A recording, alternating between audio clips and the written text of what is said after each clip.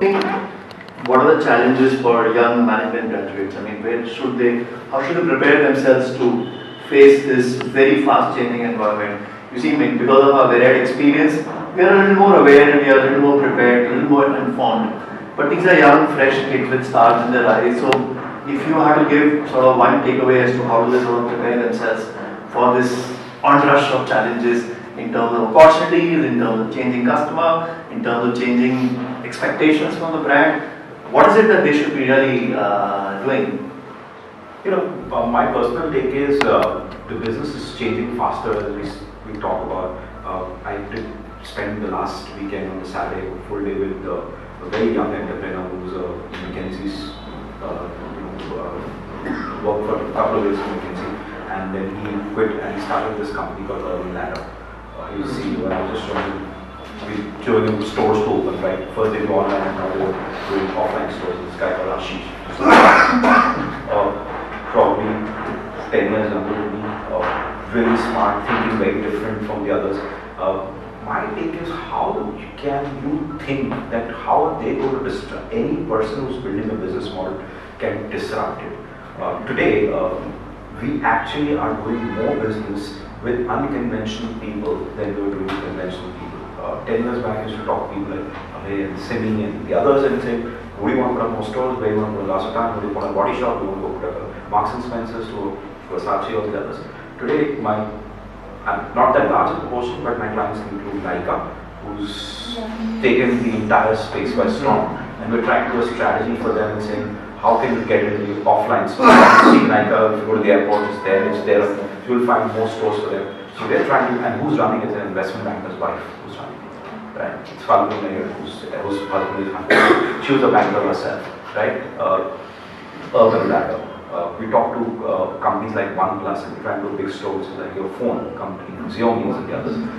The world is changing. You have to, if you want to go out, the organization who you want to work with or you want to be part of an organization is you need to think that how is their business model going to get changed and disrupted, and you come out faster with solutions for it. So today when I look at people, when I'm recruiting people or people are working with me, I'm also looking at it saying how do we disrupt our own business model everyday basis, because if I don't change, somebody else is going to take over that business from me. My biggest threat to my business is not my next door competitor, which is a likewise company. My biggest threat is Google, because he's going to put every damn information. Why you will come to me today to do business is because you have lack of information and lack of knowledge.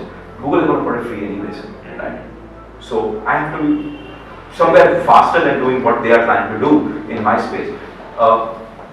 We talk about luxury cars as a segment. I'm sure all of you talk about it and say, 5 years down the line, do you need to own a luxury car? I don't know. I've probably gone in a corporate and I've always worked up a ladder. Whenever I go, there's a car and driver probably at times to take me for work or whatever it is. But so many times I'm out for a dinner in the evening and I take a Uber now, and I find it much more convenient. And I did it in Bombay from Andheri to going down to South Mumbai, it cost me $250. Otherwise, for one dinner for 4 hours, I keep my driver, we pay him overtime. The poor guy goes back in the middle of the night to drop the car, then goes back home and comes back and takes me 8 o'clock in the morning again. And he gets probably 4 hours sleep. And I said, for $250, and it's a decently air-conditioned accent car or a Maruti Suzuki or Desire or one of the others, it was fantastic. And I said, it's a fantastic business model, why the hell are you using a car? So why would you want to buy a car now? So a Mercedes will be a great story, but would you go buy a car in 10 years? Because parking is more expensive. Yes. Drinking and driving is becoming a bigger challenge. So all of us want to go out socially in the night, probably work 2 or 3 times a night, and we've seen the business model F&B is getting disrupted as well.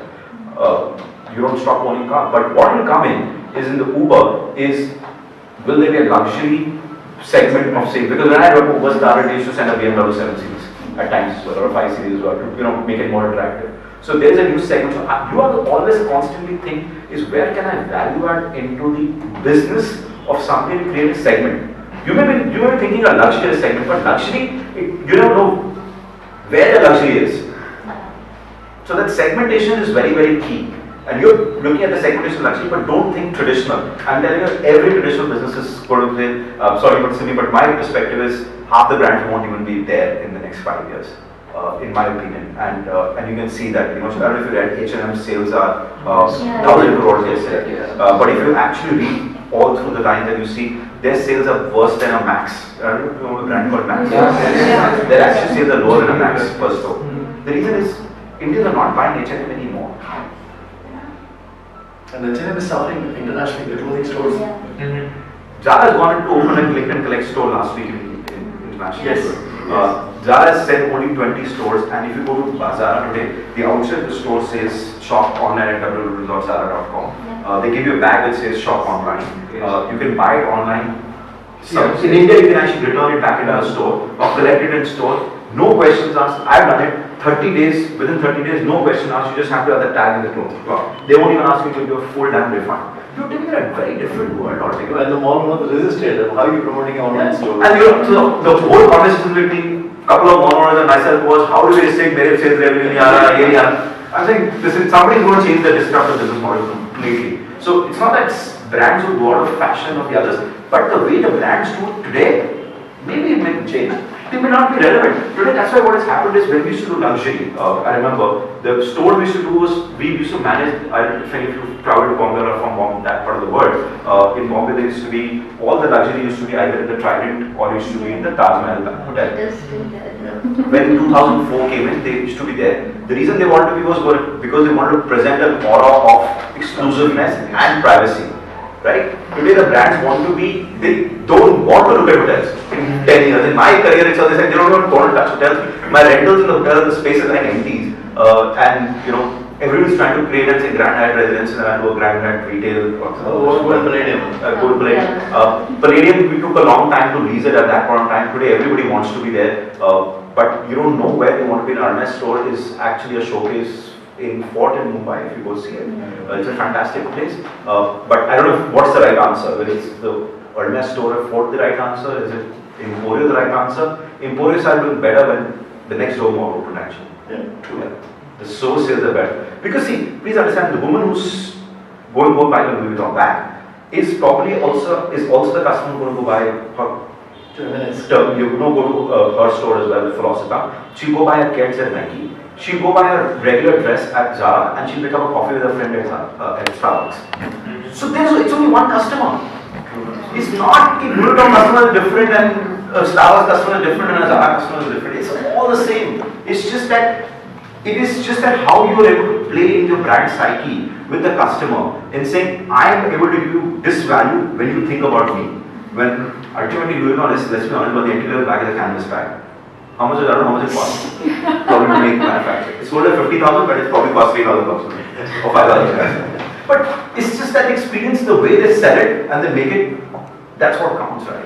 The branding part. It's a branding part. So I think all of you need to be prepared when you go on that word it's saying how can you actually segment the customer as she was talking about and saying the customer is very well. The customer doesn't even tell what the customer is all about or what the base product which we're trying to sell there.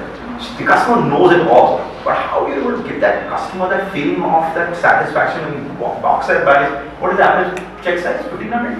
No, it's about 3,500. 3,500, sorry. 3,500 somebody spending. The person used to be special that I've gone to a Rosicon store, shop, spoken to the person who's trying to do it, created that, and I made you feel nice after that. That's the idea. You have to be more informed. You have to be smarter. Read that customer, as you're saying. Read that customer better. Because some of them may be buying it for the first time. Some of them may be a very regular customer, much more well traveled than you are. Let's be honest about it. Like, and I find it very painful when I go and see that the person who's trying to sell me a Hugo Boss soup and I go to a Hugo Boss store may not even, in their own, till that time, lifetime can afford to buy a Hugo Boss soup. They don't, what is it about Hugo Boss? It's probably the fabric, it's for the status, or feeling the status of being arrived in life, right? That's the only thing. So it's how do you communicate that is the most. It's all about communication with that customer side.